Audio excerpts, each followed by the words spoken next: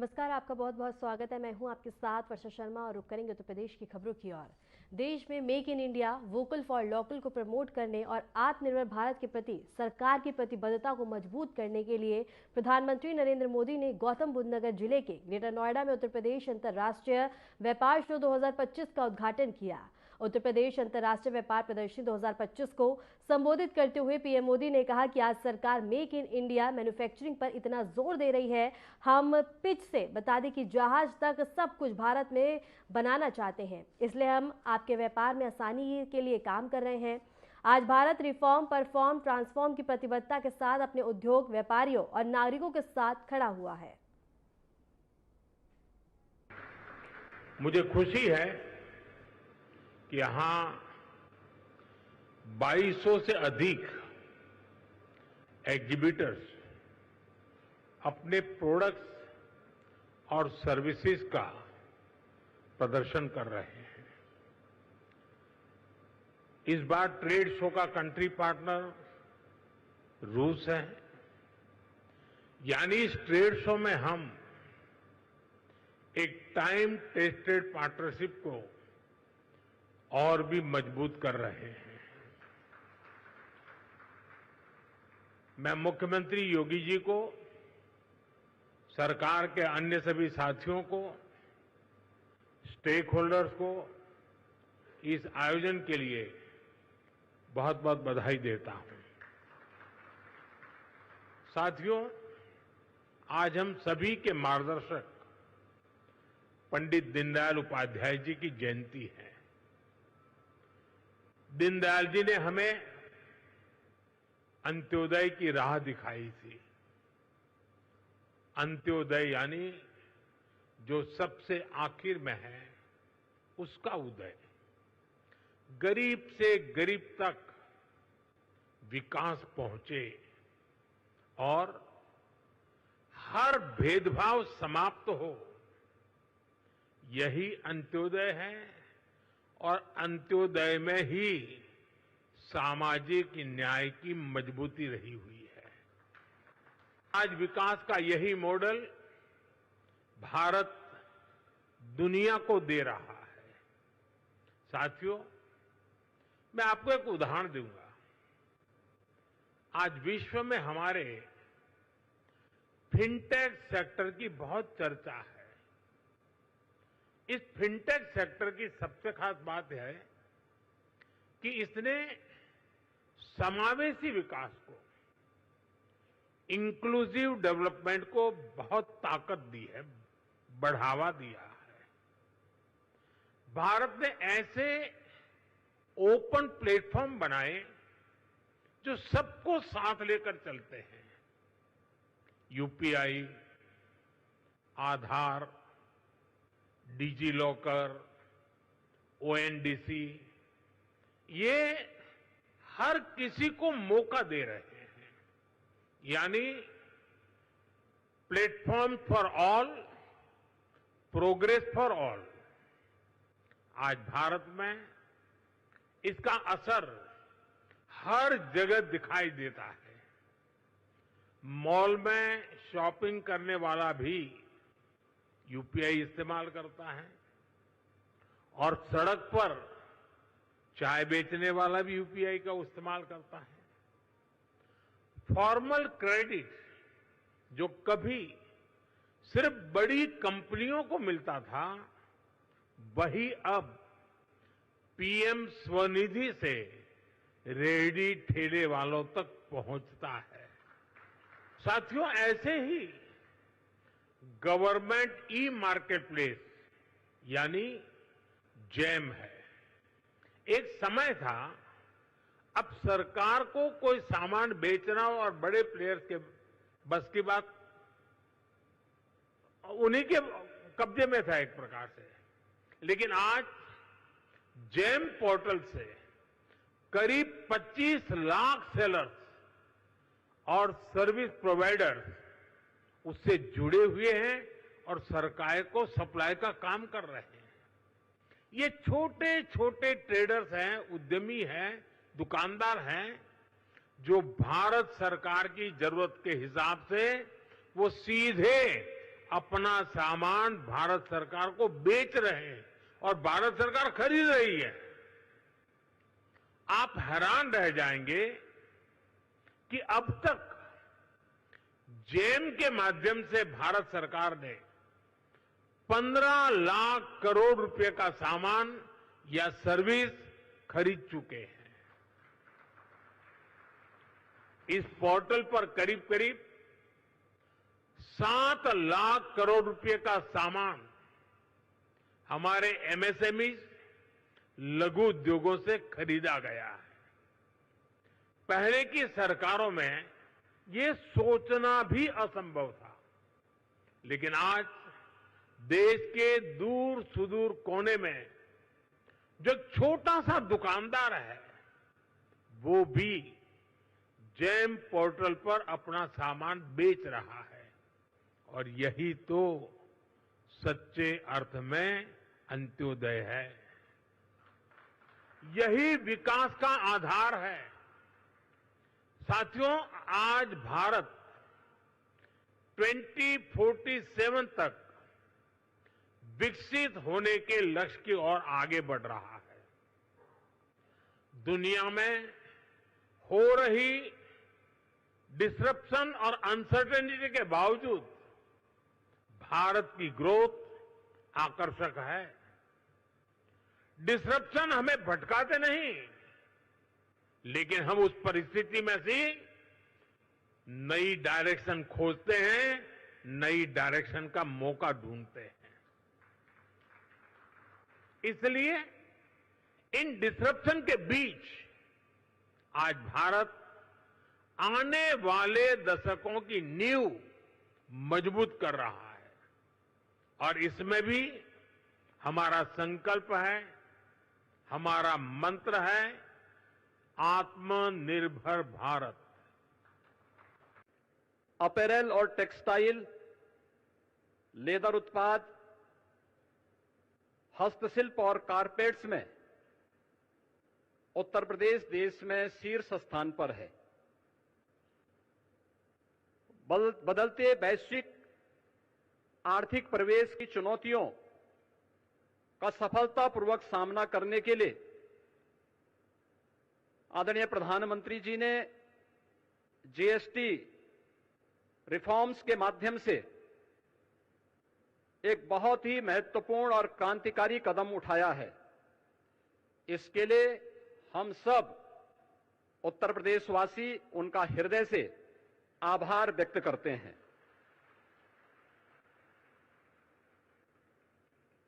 हम सब इस बात को जानते हैं कि वन नेशन वन टैक्स जुलाई 2017 में लागू हुआ था। टैक्स के अलग अलग जो रूप थे, जो न केवल एक व्यापारी को बल्कि एक उपभोक्ता को भी न केवल परेशान करते थे बल्कि भारी उलझन में डालते थे। 2017 में उठाए गए उन कदमों के उपरांत उस समय जो 4 स्लैब्स थे, उनमें मुख्य रूप से 2 स्लैब्स ही अब इस नई सुधार के अंदर जीएसटी रिफॉर्म के माध्यम से हम सबको देखने को मिलेंगे। और इसमें न केवल अर्थव्यवस्था को मजबूती मिलेगी, पिछले 4 दिनों के अंदर हम लोगों ने इस बात का एहसास किया है कि मार्केट में एक नई जीवंतता देखने को मिली है। उपभोक्ता तेजी के साथ बाजार की ओर रुख किया है। क्या गरीब, क्या किसान, क्या श्रमिक, क्या व्यापारी, हर एक तबके को जैसे एक नया जीवन दान मिला है और इससे व्यापक पैमाने पर रोजगार के सृजन के साथ साथ उत्तर प्रदेश जैसे राज्य के लिए ओडीओपी सेक्टर के हमारे उद्यमियों को तो एक प्रकार का ये नया जीवन दान प्राप्त हुआ है। मैं इसके लिए हृदय से आदरणीय प्रधानमंत्री जी का उत्तर प्रदेश के अपने सभी नागरिकों की ओर से, यहां के उद्यमियों की ओर से हृदय से आभार व्यक्त करते हुए आज के इस यूपी इंटरनेशनल ट्रेड शो के उद्घाटन के अवसर पर वे यहां पर पधारे हैं। इस अवसर पर मैं हृदय से स्वागत और अभिनंदन करता हूं। आज अंत्योदय के प्रणेता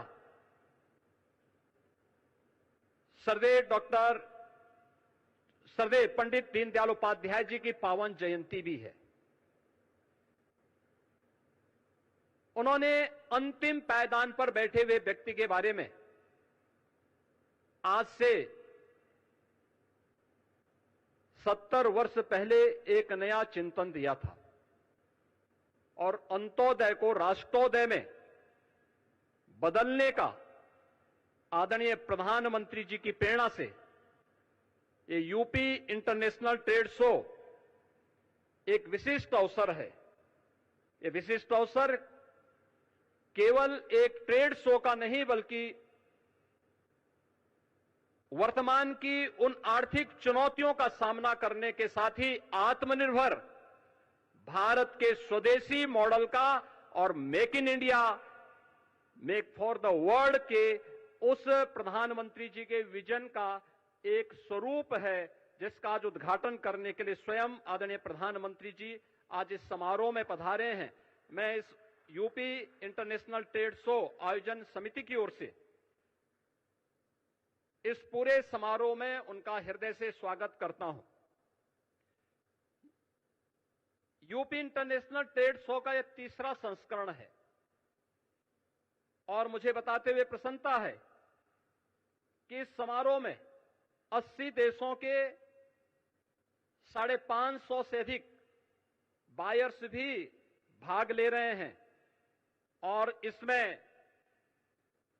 2250 से अधिक एग्जीबिटर्स उत्तर प्रदेश के सभी 75 जनपदों से सहभागी बनकर के ब्रांड यूपी का उत्सव पिछले 8-8.5 वर्ष में आदरणीय प्रधानमंत्री जी के मार्गदर्शन में उत्तर प्रदेश में आई औद्योगिक क्रांति, परंपरागत उद्यम को फिर से दिया गया जीवन दान, उत्तर प्रदेश की समृद्ध सांस्कृतिक विरासत और सामाजिक विविधता को भी यह ट्रेड शो यहां पर प्रतिबिंबित कर रहा है।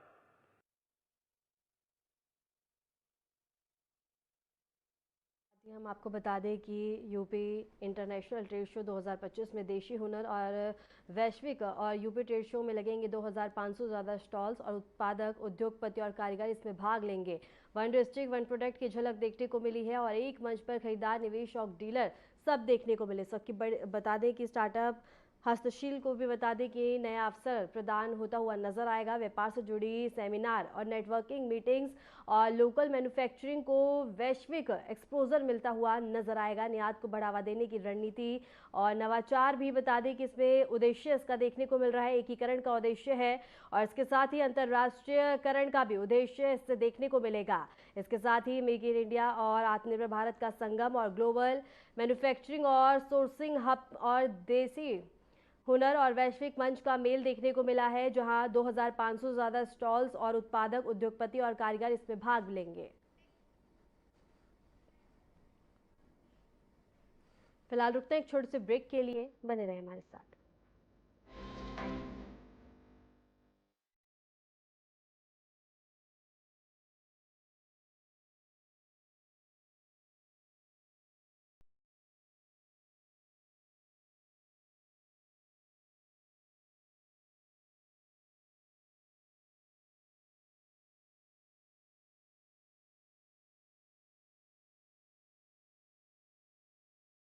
नए भारत का नया उत्तर प्रदेश यशस्वी प्रधानमंत्री नरेंद्र मोदी जी के विजन के अनुरूप बन रहा है।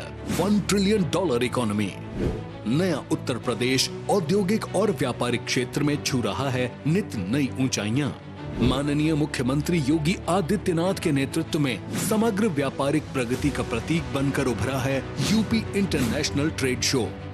ग्रेटर नोएडा में 25 से 29 सितंबर 2025 तक किया जा रहा है यूपी इंटरनेशनल ट्रेड शो के तृतीय संस्करण का आयोजन। यूपी ITS के तृतीय संस्करण में देश विदेश के कई व्यापारिक प्रतिष्ठान लेंगे हिस्सा। दुनिया देखेगी नए उत्तर प्रदेश के ट्रेड, ट्रेडिशन एंड ट्रांसफॉर्मेशन के साथ ही कला और संस्कृति की अनोखी झलक। आप भी आइए, अपने व्यवसाय को दीजिए वैश्विक उड़ान। UP international trade show, sourcing का अद्वितीय मंच।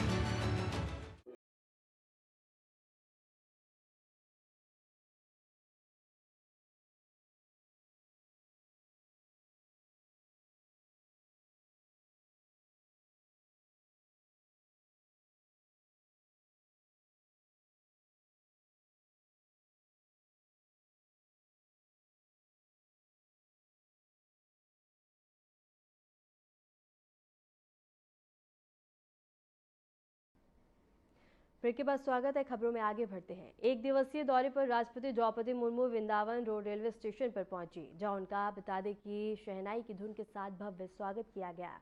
इस मौके पर राष्ट्रपति मुर्मू ने स्टेशन का निरीक्षण किया और यात्रियों से सीधे संवाद कर उनको शुभकामनाएं भी साझा की।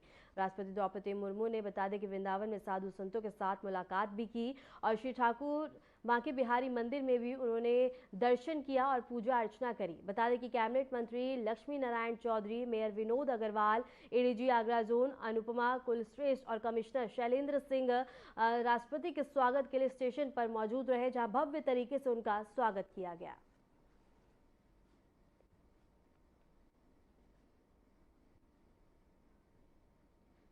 यूपी के उप मुख्यमंत्री ब्रजेश पाठक ने पंडित दीनदयाल उपाध्याय की जयंती पर उन्हें 25 करोड़ लोगों की ओर से श्रद्धांजलि अर्पित की। उन्होंने कहा कि प्रधानमंत्री मोदी ने उनकी सोच के अनुसार गरीब कल्याणकारी योजनाएं लागू कर एकमात्र मानववाद को धरातल पर उतारा। और इसके साथ ही ब्रजेश पाठक ने बताया कि अब 25 करोड़ लोग गरीबी की रेखा से ऊपर हैं और हर गरीब को पक्का मकान और शौचालय उपलब्ध करवाया गया है। दीनदयाल उपाध्याय जी की जयंती के अवसर पर उत्तर प्रदेश के 25 करोड़ लोगों की तरफ से हृदय की गहराइयों से श्रद्धा सुमन अर्पित करता हूं, श्रद्धांजलि अर्पित करता हूं, उनकी स्मृतियों को नमन करता हूं। पंडित दीनदयाल उपाध्याय जी की सोच के मुताबिक एकात्म मानववाद के सिद्धांत के आधार पर आदरणीय प्रधानमंत्री नरेंद्र मोदी जी ने गरीब कल्याण योजनाएं लागू करके जन जन तक विकास की किरण पहुंचा करके एकात्म मानववाद के सिद्धांत को धरातल पर उतारने में सफलता पाई है। आज हम कह सकते हैं पंडित दीनदयाल उपाध्याय जी ने जिस आधार पर एकात्म मानववाद के सिद्धांत को आगे बढ़ाने का काम किया था, समाज के अंतिम व्यक्ति के चेहरे पर मुस्कान लाने में आदरणीय मोदी जी ने एक बड़ा काम किया है। आज हम कह सकते हैं कि 25 करोड़ लोग गरीबी की रेखा से ऊपर आए हैं।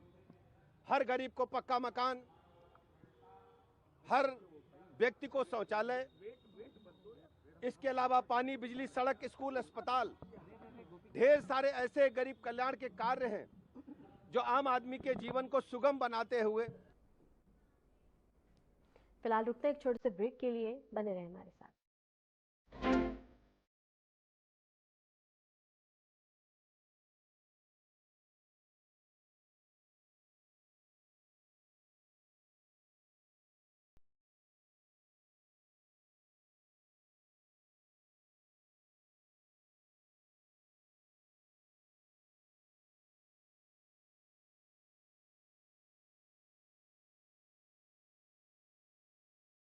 दो 2047 में कैसा होगा विकसित भारत का विकसित उत्तर प्रदेश?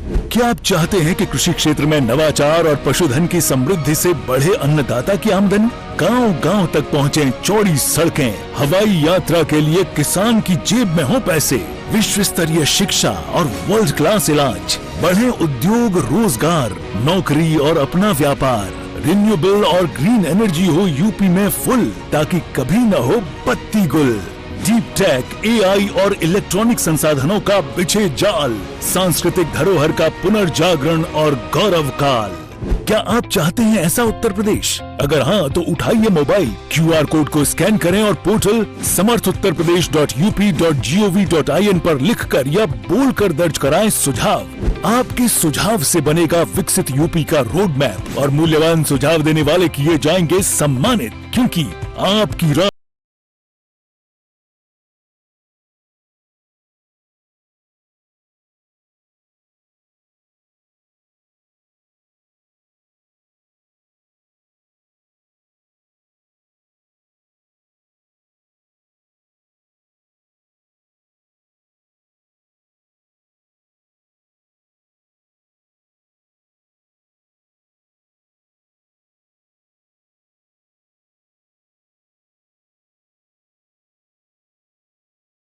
ब्रेक के बाद स्वागत है। खबरों में आगे बढ़ते हैं। यूपी के गन्ना विकास एवं चीनी मिल राज्य मंत्री संजय सिंह गंगवार ने बता दें कि जीएसटी सुधार कार्यक्रम में हिस्सा लिया। उन्होंने कुछ वस्तुओं पर जीएसटी दरों में कटौती को ऐतिहासिक बताया और कहा कि इससे व्यापारियों और आम जनता को राहत मिलेगी। वहीं आजम खान की रिहाई पर उन्होंने कहा कि विपक्ष अपराधी की रिहाई का जश्न मना रहा है।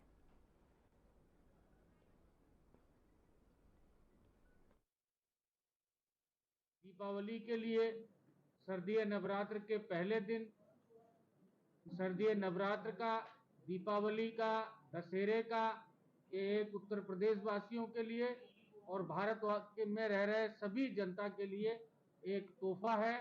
निश्चित रूप से हम सब लोग स्वदेशी अपनाएंगे और स्वदेशी ही बेचेंगे। हम अपना आत्मनिर्भर भारत बनाएंगे और आत्मनिर्भर भारत जब बनेगा तभी हमारा देश विकसित भारत बनेगा। मैं आप सबके माध्यम से जनपद जालौन वासियों से एक अपील करना चाहता हूं कि हम वही चीजें इस दीपावली के त्योहार में खरीदेंगे या हमेशा वही संकल्प लेंगे कि वही चीजें खरीदेंगे जिसमें इस देश के भारतीयों का, इस देश के लोगों का पसीना लगा हो, पसीने से बनी होंगी, मेहनत से बनी होंगी। मैं बहुत ज्यादा कुछ ना कह करके आप सबका अभिनंदन करते हुए पुनः डबल इंजन सरकार को, आदरणीय मोदी जी को और आदरणीय योगी जी को बहुत बहुत बधाई देता हूं। आप सभी यहाँ उपस्थित हुए, आप सभी का भी हृदय से अभिनंदन करता हूं। बहुत बहुत धन्यवाद। जय हिंद।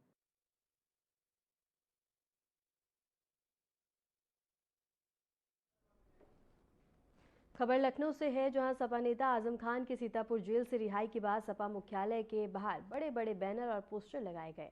पोस्टरों पर लिखा कि आजम लौटे, एक नई सुबह की पहचान और हवाओं में सरकार बदलने का ऐलान। पार्टी कार्यकर्ता और समर्थक इस अवसर पर उत्साहित दिखाई दिए और पोस्टरों के माध्यम से आगमी राजनीतिक संदेश को प्रचारित किया जा रहा है।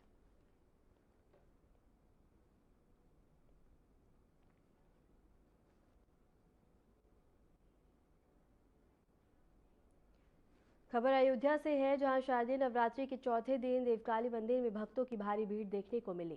लोग सुबह से ही मां के दर्शन के लिए पहुंचे और पूजा अर्चना में भाग लिया। मंदिर परिसर भक्तिमय वातावरण से बता दें कि गूंजता हुआ नजर आया, जहां श्रद्धालुओं ने मां से सुख समृद्धि और स्वास्थ्य की कामना की।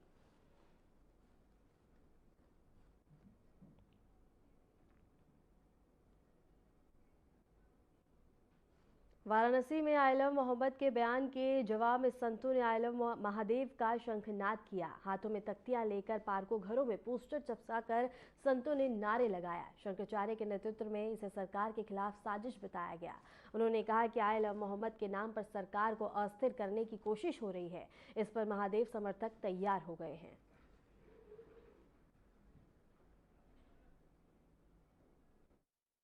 आई लव मोहम्मद देश के सैकड़ों जगहों पर जुलूस निकालकर एक तरह से समाज में भय उत्पन्न करना चाहता है, सरकारों को डराना चाहता है, अपनी शक्ति प्रदर्शन करना चाहता है। तो ये 100 करोड़ सनातनी हैं जो किसी भी स्थिति में झुकने वाले नहीं हैं, जिसमें 70 करोड़ बिल्कुल सशक्त हैं, देशभक्त हैं, देश की एकता अखंडता के लिए मर मिटने के लिए तैयार हैं। इसमें हमारे 5 करोड़ साधु संत हैं, 7 अखाड़े के फौज है और खड़ दर्शन के ऐसे 10 करोड़ साधु संत हैं देश की एकता अखंडता चमन के लिए। जैसे कभी भगत सिंह, राजगुरु, सुखदेव, सुभाष चंद्र, रानी लक्ष्मीबाई जैसे अनेक तत्या टोपे, शिवाजी देश की एकता अखंडता के लिए कार्य किया। वर्तमान में ऐसे सनातन धर्म की रक्षा सुरक्षा और कोई अराजकता उत्पन्न करना चाहता है, कानून हाथ में लेना चाहता है, बांग्लादेश, लंका या नेपाल का स्वप्न देखता है, वो किसी भी स्थिति में भारत में सफल नहीं होने दिया जाएगा।